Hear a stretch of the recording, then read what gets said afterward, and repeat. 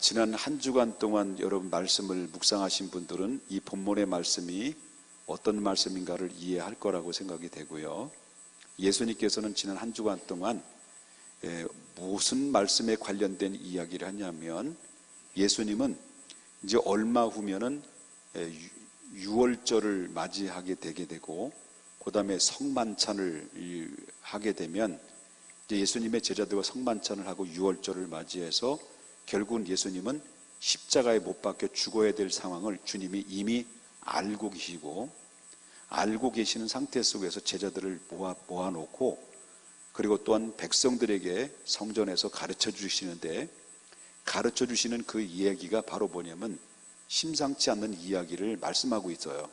그게 바로 뭐냐면 예수님이 말세에 있어야 될 일에 대해서 예언적 진리의 말씀을 그때 당시의 백성들에게 선포하는 내용입니다.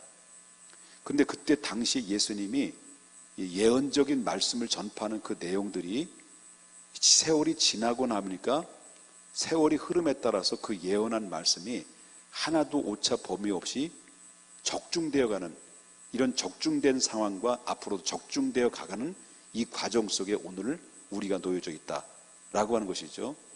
그럼 그때 당시 예수님이 말씀하셨던 그 말세, 이 말세라는 그 말세의 의미가 뭐냐면, 앞으로 먼 훗날의 말씀이 말세라는 이야기가 아니라, 그때 당시 예수님이 말세라는 이야기를 했을 때는 예수님이 십자가에 못 박혀 죽으시고 3일 만에 부활하시고 40일 동안 머물다가 부활 승천하셨잖아요. 승천하시기 전에 내가 다시 오신다고 약속하셨잖아요. 내가 다시 오마라고 말씀하신 그 기점을 통해서 예수님이 다시 올 때까지 그 기간을 뭐라고 말하냐면 말세다라고 얘기하는 거예요.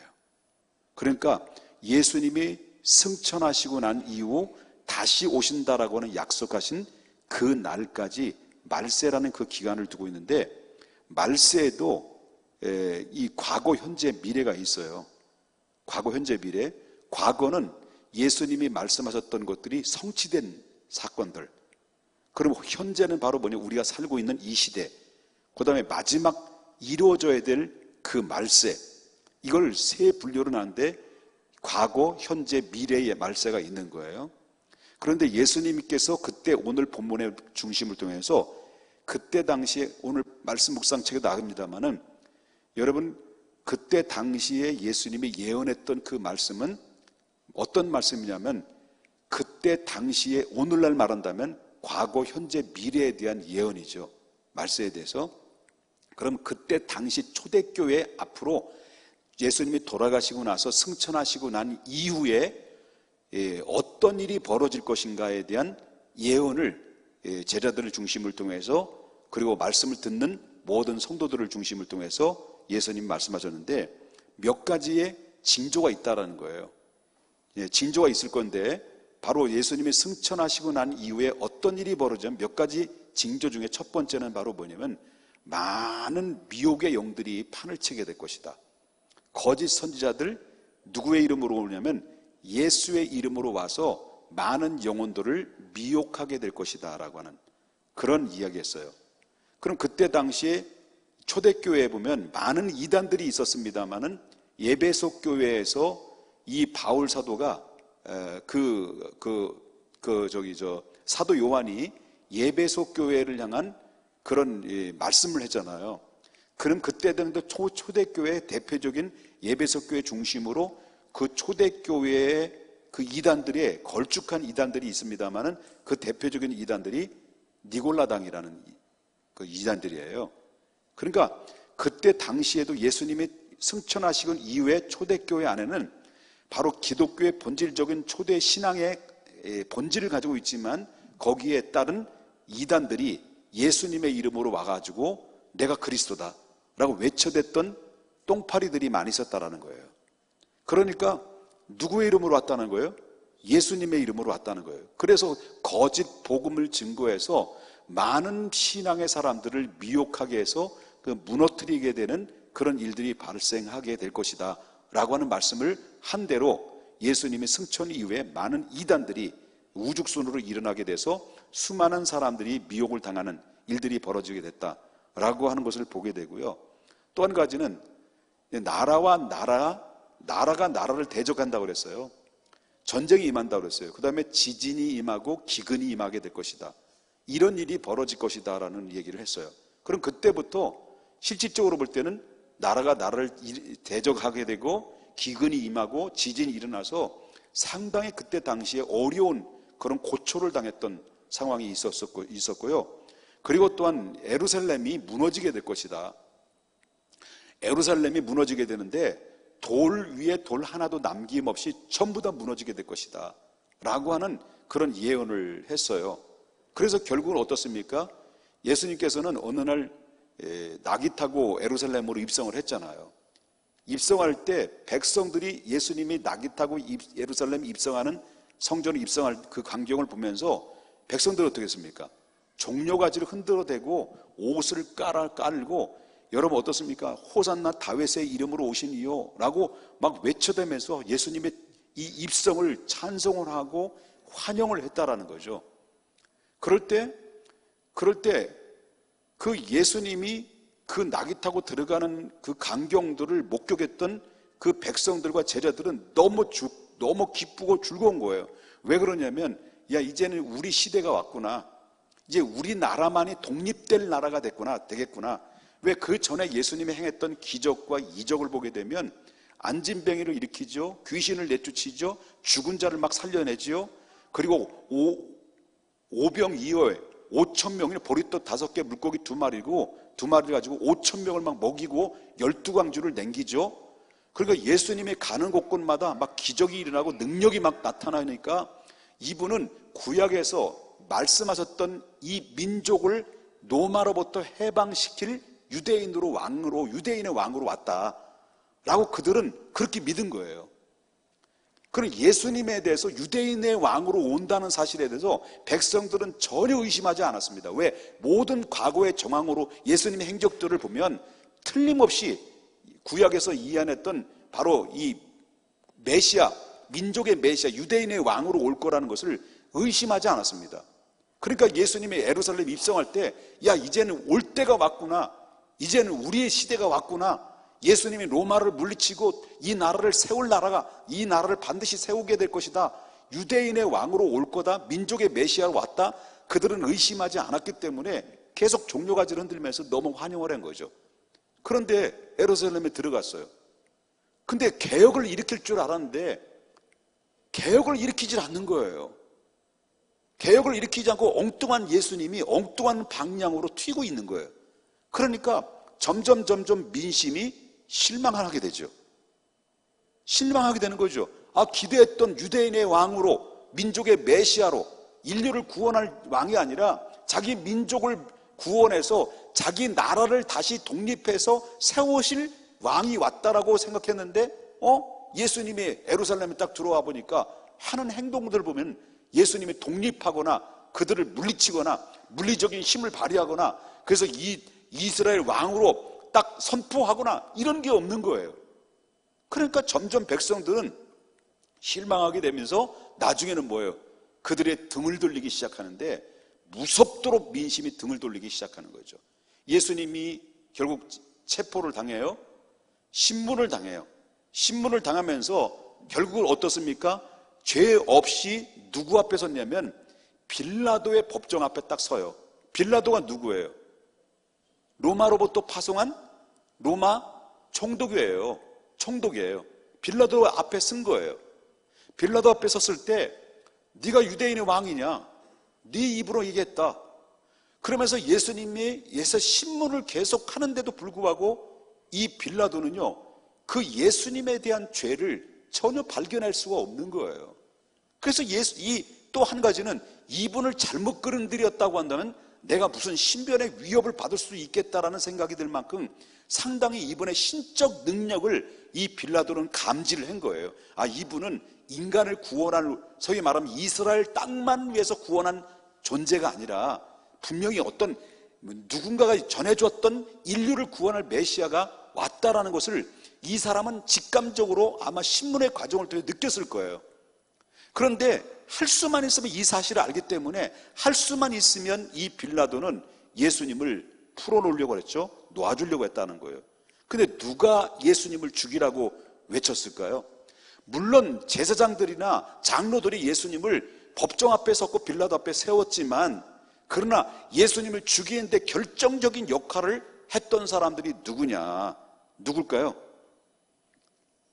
호산나 다윗의 이름으로 오시니요 막 춤을 추면서 환영했던 환영 백성들 있죠. 그 사람들이에요. 오늘날 막 예수님을 막 환영해주고 유대인의 왕으로 왔다 막 좋아했던 자들이 어느 날 갑자기 등을 탁 돌려가지고 저 예수를 죽이라, 저 예수를 죽이라고 막 소리를 지르는 거예요. 이 사람 민심이 완전 180도로 바뀌어지게 된 거죠. 왜? 그들의 기대를 예수님이 충족을 안 해준 거예요. 그럼 왜 예수님이 그들의 기대를 충족하지 않는 이유가 뭘까요? 예수님은 단순히 이스라엘의 왕으로 온 게 아니기 때문에 그랬습니다. 예수님은 단순히 이스라엘 백성들을 구원하러 온 게 아니기 때문에 그런 겁니다. 이해되셨습니까? 예수님이 오신 목적인 뭘까요? 하나님이 예수님을 이 땅에 왜 보내셨을까요? 단순히 이스라엘만 구원하려고 하나님이 예수님을 보내셨을까요? 아니거든요. 이스라엘을 통해서 예수님이 나오시고, 예수님을 통해서 죄로 인하여 영원히 지옥 갈 수밖에 없는 영혼들을 구원하기 위해서, 오직 구원받을 수 있는 길은 인간에게 아무도 힘 없습니다. 누가 그 인간이 스스로 구원할 수 있겠냐는 거예요. 하나님과 인간의 관계인데, 하나님과 인간의 관계 속에서 죄로 인하여 심판받아야 될 심판을 인간 스스로 그 심판에서 어떻게 면할 수 있겠느냐? 의인이 하나도 없는데. 그래서 결국 어떻습니까? 하나님이 사람의 몸을 입고 이 땅에 오신 분이 누구냐? 예수님이에요. 왜 오셨을까요? 이스라엘만 구원하러요? 아니라는 거예요. 누구를 통해서 구원하는 거예요? 예수 그리스도를 통해서 모든 인류가 지옥 가지 않고 다 천국 가기 위해서, 저들을 구원하기 위해서 이 땅에 이스라엘의 나라가 아니라 하나님의 나라를 회복하기 위해서 예수님을 이 땅에 오신 건데, 저들은 뭘로 생각한 거예요? 민족의 메시아, 이스라엘 왕으로 생각한 거예요.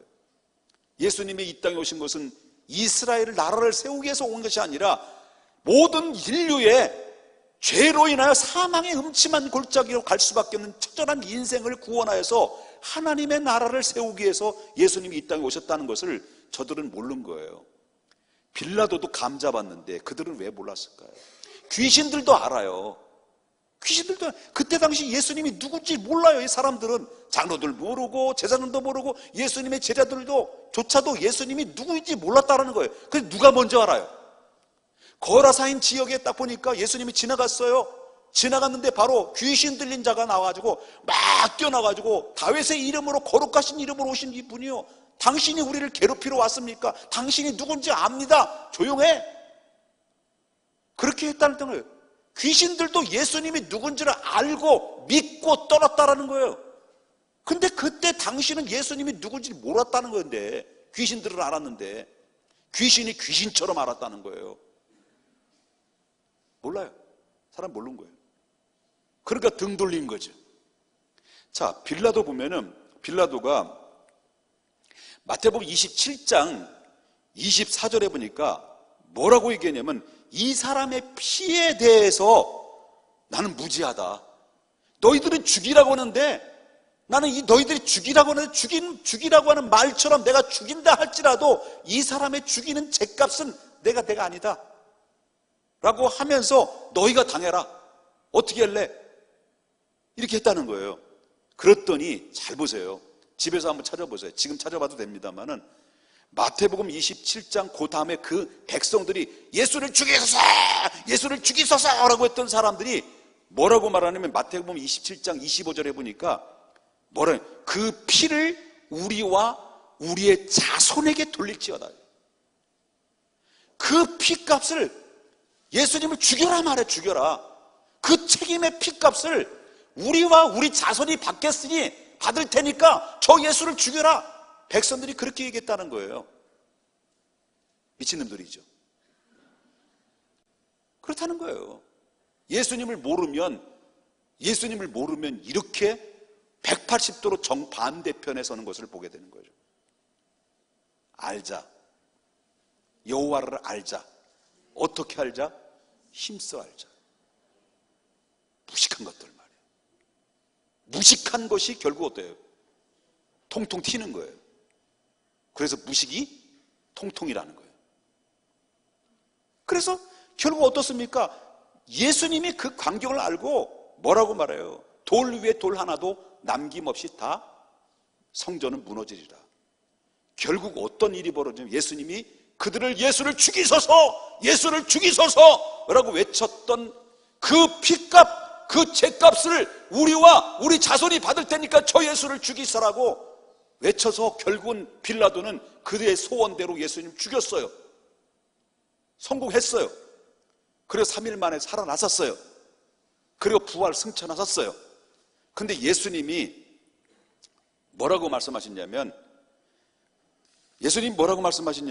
그 누가복음 21장 20절을 보면은 뭐라고 하냐면 어떤 예언을 했냐면 이건 지금 그때 당시 앞으로 주님이 너희 예수 십자가의 피값을 우리가 받을 테니까 저 죽이소서 그 다음에 있어야 될 상황에 대해서 예언한 건데 너희가 예루살렘이 군대들에게 애워싸는 것을 보거든. 예루살렘 성전이 있잖아요. 그게 군대들이 애워싸는 것을 보거든 그 멸망이 가까운 줄 알아. 이스라엘 망한다. 이게. 이스라엘 망한다. 그럴 때 결국 예수님 죽였어요. 예수님 올라가셨어요. 초대교회가 발생됐어요. 그러고 나서 AD 70년에 로마의 디토스 장군에 의해서 그때 이스라엘 백성들이 반란인 사건이 일어나죠. 스트라이크를 막 일으켰죠. 그럴 때 로마의 디토스 장군이 군대들을 이끌고 예루살렘을 전부 다 포위를 해서 예수님 말씀대로 적중된 거죠. 포위된 거예요.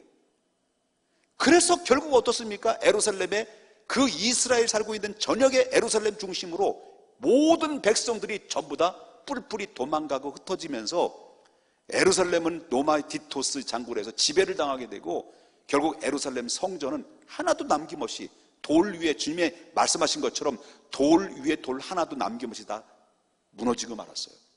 그럼 왜 주님이 돌 위에 돌 하나도 남김없이 무너진다고 예언하셨느냐? 그렇게 예언한 대로 어떻게 왜 돌 위에 돌 하나도 남김없이 다 무너졌느냐? 그 이유가 뭘까요? 예루살렘 성전의 대부분 그 성전 안에는 뭐가 들어있어요? 금으로 입혔어요. 금들을 캐내려니까요 막 금을 뽑으니까 돌 위에 막 헤치다 보니까 결국 어떠십니까? 성전은 완전 다 무너져 버린 거죠.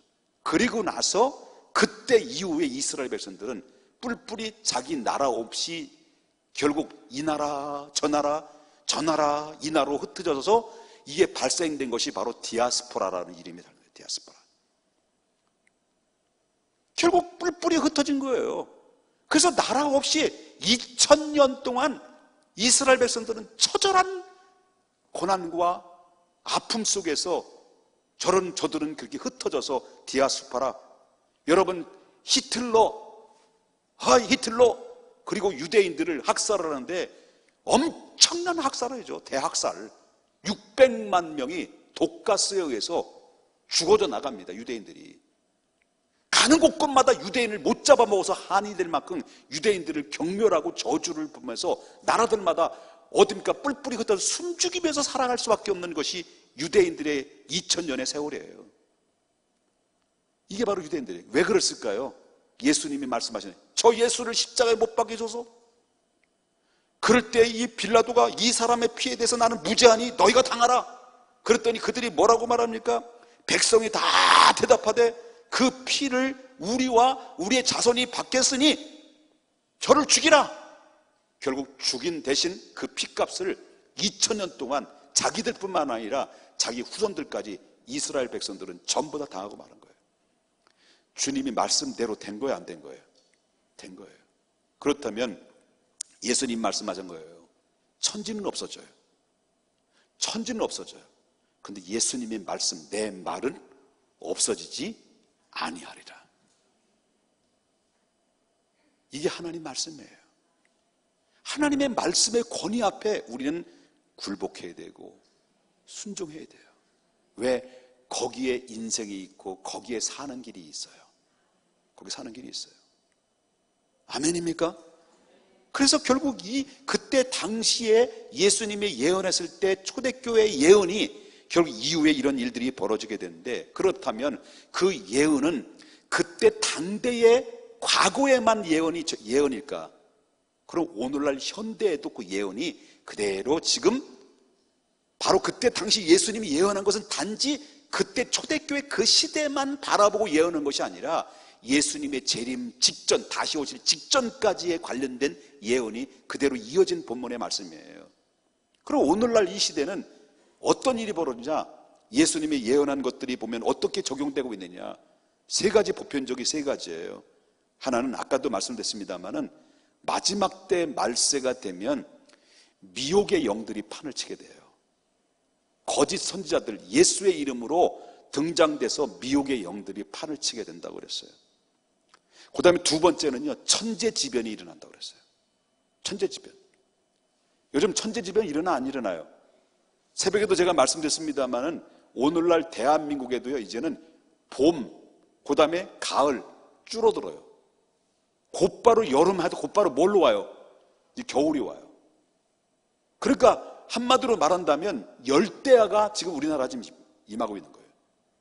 기후의 변동, 생태계 파괴. 여러분, 빨간 개미, 평택강, 그리고 그뿐만 아닙니다. 천재지변, 막 이게 어떤 일이 벌어진 전염병이 동물에게 임하지만 우리 이종란 권사님도 공무원에서 대빵으로 계셨지만은 대빵으로 계시면서 여러분 뭐였죠? 예? 구제역을 위해서 얼마나 애를 썼습니까? 이런 것들이 새로운 전염병이 계속 신종병들이 발생되면서 그러면서 앞으로는 이 전염병으로 인해서 사람들의 생명의 목줄을 지금 저어오고 있다는 거예요. 이런 일이 있는 거예요. 여러분, 그러면서 말씀드리고 싶은 것은 그것이 진행되다 보면 어떤 일이 벌어지냐? 큰 환란이 임하게 된다. 앞으로 큰 환란이 임하게 되는데, 큰 환란은 결국 하나님이 내려주는 환란이에요. 예수님의 재림 직전에 하나님이 큰 환란이 내려질 거라는 것을 성경에서 말해주고 있는데요. 자, 보십시다. 여러분, 추정 60분 보신 분 있어요? 피복음교회 안 보셨어요? 네, 보신 분, 유튜브를 보시면 알 거예요. 피복음교회. 요즘 참 가슴 아파요. 가슴 아파. 피복음교회인데 이 이단이거든요. 교주거든요. 이 사람이 한 20일 동안 하나님께 기도하다가 하나님께 큰 신비로운 그런 은혜를 받은 거예요. 계시를 받은 거예요. 그래서 하나님과 20일 동안 기도하다 20일 끝나니까 하나님 나보고 가위바위보 해줘요. 그래서 하나님과 가위바위보 해서 자기가 이겼대. 그래서 이 세상을 너한테 맡긴대. 그래서 아버지를 대신하는 아버지가 된 거야. 예? 그랬다는 거예요. 하나님과 가위바위보 했대. 이게 어디서 따온 거예요? 어디서 따온 것 같아요? 야곱이 야복강 나라에서 씨름했을 때 야곱이 이겼다거든. 하여튼 여기 깨 맞히는데 아주 기가 막혀요. 저도요, 이틀 전에 아주 환상을 봤거든요. 환상. 눈이 막 크다란 사람이 나타나가지고요, 예? 파마를 해가지고요, 예? 저를 막 따라왔는데, 나를 좋아한다고 막 그러면서 주님의 말씀이라고 막 그러면서 막, 여러분, 얼마든지 내가 만약에 신비로운 것을 체험했다. 하나님 내게 음성을 내려줬는데 정말 직접적으로 다이렉트로 꽝 뒤로 때리는 음성을 들었다. 이 교회를 향해서 하나님이 주신 말씀이 있고 이 세 분의 장로님들과 권사님들에게 주신 말씀 내가 들었다. 예? 그리고 앞에 계시는 김성찬 전사님의 앞으로 결혼 문제에 대해서 내가 들었단 말이야. 이런 얘기를 딱 한단 말이에요. 그러면요, 그때부터 저는 말씀만 강해하다 보니까 저를 알길 드문드문 알고 있잖아요, 여러분들이. 근데 만약에 장로님들에 대한 말씀 딱 들었다, 그러면 장로님들이 어떻게 될까요? 궁금해. 그러면요, 저에 대한 그런 어떤 신뢰도가요, 신령한 신뢰도가 막 쌓아 올라가는 거죠. 예? 여러분, 얼마든지 말씀을 통해서 여러분 하나님과 가위바위보 했다, 내가 이겼다, 먹힌다니까요. 왜 먹히는 줄 아세요? 얼마나 어리석습니까? 아니, 하나님과 가위바위보 이겨가지고 하나님이 이 땅을 너희한테 맡겼다, 너는 아버지다. 아버지래, 지가. 그것도 자기 거기 교회 다닌 사람도 아버지래, 아버지.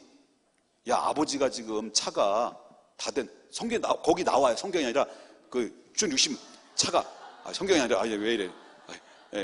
말이 빨리 끝나야 된다는 생각에 그냥, 죄송합니다. 차가, 아버지가 차가 지금 타는데 이게 너무 불편한데 이게 이 차 타고 됐냐. 그래가지고 한 성도란 사람이 6천만 원짜리 차를 샀다는 거예요. 내 차는 그냥 12년 됐는데 뭐 지금 녹이 다 썰어가지고 지금 그런데도 뭐 차 사주는 사람이, 내가 왜 이래? 차 살 때가 됐나? 이러면요, 차 사는 사람의 축복받을지어다 막 그러면 여러분 막 싸울 거예요. 이게 암시로 내가 지금 이야기하는 건데, 지금 귀 있는 자는 성령이 하시는 말씀을 듣지 마실지어다. 이러세요. 차 6천만 원, 막 어디 외국에 나갈 때요, 하루에 300만 원 숙소비가 막 이게 대주는 거예요. 누가? 재산 다 바치고요. 그래가지고 거기서 다니는 사람이요, 뭐라 그러냐면, 거기 나중에는 이 성경이 가짜라는 거예요.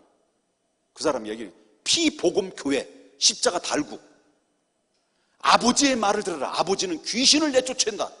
그래서 이 부부도 같이 살면 안 된다는 거예요. 이혼하라는 거예요. 강단에서 이혼하라는 거예요. 귀신이다는 거, 남편이. 아내가 귀신이다. 송재하 집사님 부인이 귀신이 아니에요.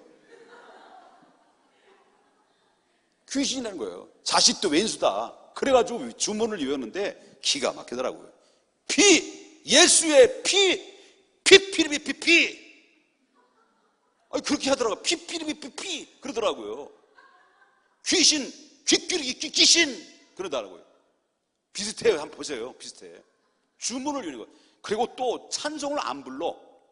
뭐래? 퐁당 돌을 던지자 누나 몰래, 이따위 찬송을 부르더라고요. 이게 찬송도 아니죠. 이 노래를 부르더라고요. 근데 거기에 사람들이 꽉 찼더라고요. 자, 여러분 딱 그 소리를 들으면 어리석어요. 여러분들이 볼 때 빠질 것 같아, 안 빠질 것 같아? 안 빠지죠? 여러분은 현명한 사람들이기 때문에 빠지지 않습니다. 그런데요, 빠져요. 거기에 빠져요. 그렇기 때문에 미혹의 영이란 영적인 세계는요, 우리는 믿는 사람이든 믿지 않는 사람이든 어떤 사람이 영적인 사람들이거든요. 이해되셔요? 영적인 부분은 지식으로 배운 게 안 배운 게 문제가 아니에요. 석학 박사를 학위를 받았다 할지라도요, 미혹의 영에 딱 들어가게 되면요, 영적인 부분은 정말 어리석은 거예요. 한번 미혹에 당하면요, 박사 할아버지라도 다 미혹에 당하게 돼 있어요. 왜? 이게 막 영적인 세계거든요. 귀신의 역사들이거든요. 이런 일들이 말세되면 점점 많아지게 될 것이다. 이게 어떤 게 진리인지, 어떤 게 비진리인지, 어떤 게 본질인지 비본질인지, 어떤 게 진짜 목사인지, 어떤 것이 정말로 진짜 가짜 목사인지, 이게 목사들이 쭉 세워놓고 누가 진짜요? 몰라요. 그 정도로 된다는 거예요. 말씀할 때. 복 받은 줄 아세요? 왜? 제 이름이 김옥복이니까.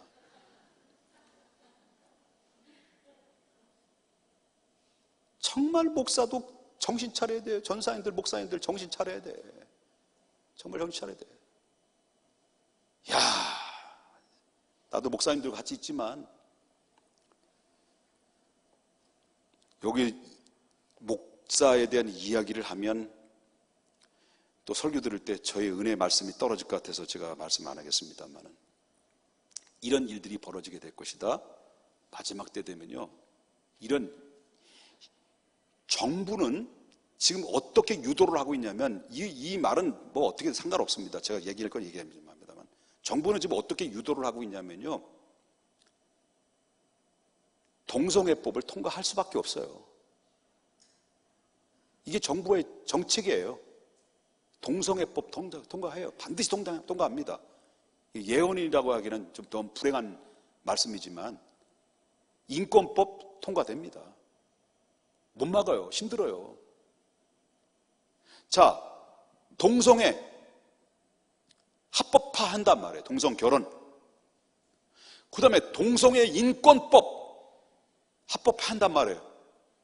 그러면요, 강단에서 동성애자들이 목사님 저한테 찾아와요. 목사님 저희 결혼할 텐데 주례 좀 해주십시오. 그런 일이 있어요. 그럼 주례 못한다. 그러면 결국 인권법에 의해서 고발당하면 전 잡혀가요. 성경이 이랬습니다. 동성애 하나님의 죄입니다 라고 하면요, 또 금방 잡혀가요. 벌금 2천만 원 벌어야 돼요. 그리고 앞으로 이 동성 결혼법이 통과되면요, 여러분의 앞으로 훗날에, 지금은 그럴 수도 있을지 모르지, 여러분 자식 때의 자녀들이 어쩌면요, 남자 며느라 여자 사위를 어이 사위 이렇게 할 날이 오게 될 거라는 거예요. 온다는 거예요. 지금 교묘한 방법으로요, 이단을 이용해서 기독교를 힘을 빼고 있어요. 지금 이단들을 위해서 신천지를 이용하는 거예요. 그래서 기독교를 폄하하고 무너뜨리고, 왜? 가장 추구하는데 방해 걸림돌이 될 수 있는 게 바로 기독교니까 결국 무너뜨리는 거예요. 이게 이단들을 이용해서 교묘하게 정치적 음모가 그 안에서 자행되고 있는 것을 우린 조금만 열면 우리는 그건 느낄 수 있는 거예요. 이런 시대가 온다.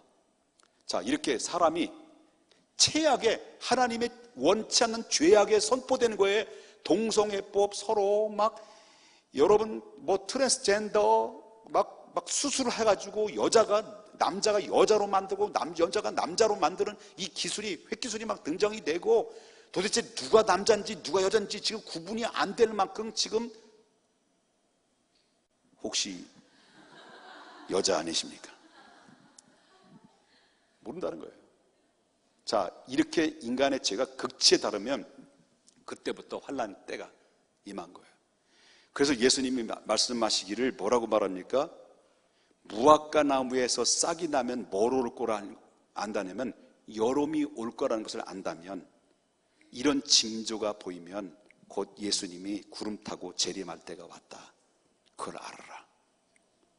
그걸 얘기하고 있는 거예요. 그래서 오늘 말하기를 뭡니까? 깨어 기도하라. 깨어 기도하라. 오늘날 이 시대는 여태까지 계속 기도해놓고 마지막 때 막 놀고 쾌락 즐기고 타락하지 말고, 지금도 깨어있지만 주님 재림 나팔 소리가 천지 진동할 때까지 우리 변치 말아야 돼요. 흔들림하지 말아야 돼요. 예수님이요, 곧 오십니다. 곧 오셔요.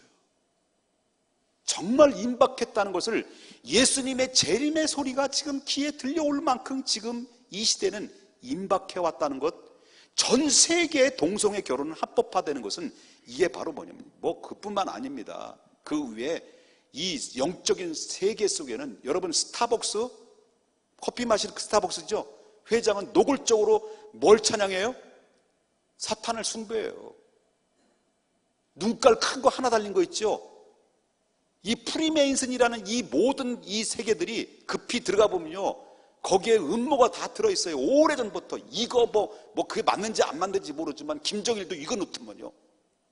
요 히틀러도 이거 놓고, 요렇게 놓는 사람들이 프리메이슨의 상징적 행위라고 하는 거죠. 여기는 기독교의 목사들도 다 있다는 거예요.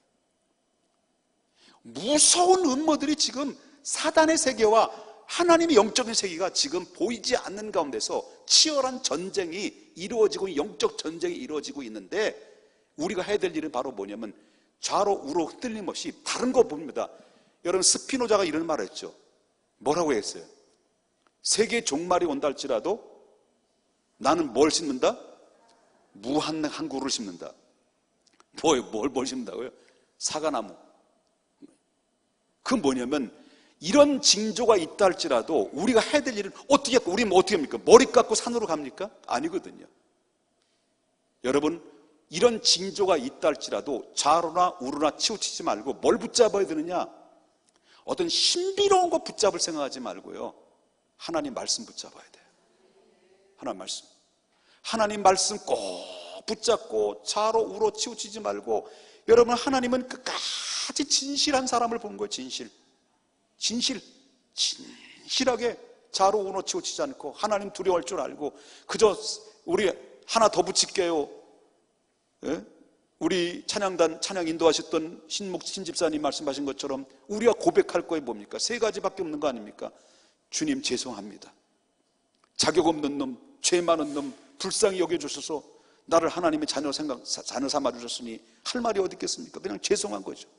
그런데 하나님이 나에게 이렇게 은혜를 베풀어 주신데 이 죄인도 용서할 수 있고 또 은혜를 베풀어 주신 거에 대해 생각하니까 너무나 감사한 거죠. 내가 예수 믿고 구원받았다는 게 얼마나 기적이고 얼마나 감사한 일이겠습니까? 그리고 이제 하나 더 붙인다면 주님 사랑합니다. 이 고백하면서 주님 오실 그날 때까지요, 흔들림 없이 우리 바로 믿으십시다. 바로 아십시다. 본질에서 벗어나지 마십시다. 제가 본질 얘기하지만은 본질에서 벗어나지 말고요, 정말 예배가 예배되고 교회가 교회되고 성도가 성도되며 하나님 앞에 나와의 영적 감정이, 교감이 정말 하나님과 통할 수 있는 하나님의 사람, 사랑받을 수 있는 사람, 관심의 사람, 이런 주인공이 다 될 수 있기를 주님의 이름으로 축복합니다.